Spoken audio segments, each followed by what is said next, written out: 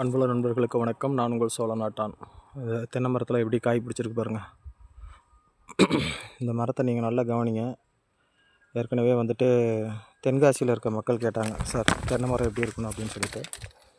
இது மாதிரி தான் அடிமரம் பெருசாக இருக்கணும், மேலே வர வர சின்னதாகணும். ஆனால் இப்போ நீங்கள் வச்சுருக்கிற மரம்லாம் பார்த்தீங்கன்னாக்கா அடிமரம் சின்னதாகவும் மேலே இருக்க மரம் பெருசாகவும் இருக்கும்.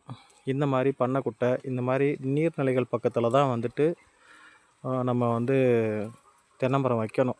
ஆனால் இப்போ எல்லா பேரும் என்ன பண்ணுறீங்க அப்படின்னு பார்த்தீங்கன்னாக்கா, வயலில் தென்னை மரத்தை வச்சுட்டு அதுக்கு தண்ணி பாய்ச்சிட்டு இருக்கிறீங்க.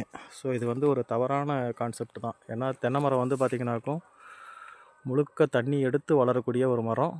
அந்த மரத்தை நம்ம தேவைக்கு மட்டும்தான் பயன்படுத்தணும். இல்லைன்னா நிலத்தடி நீரை அதிகமாக உறிஞ்சும். இதெல்லாம் கடற்கரை பயிர்.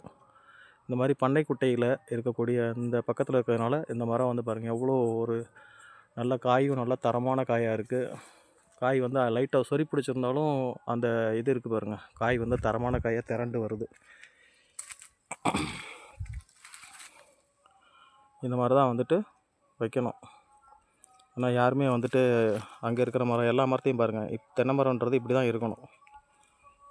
எல்லா மரத்துலேயும் காய் நல்ல தரமான காயாக இருக்குது பாருங்கள். நன்றி நண்பர்களே.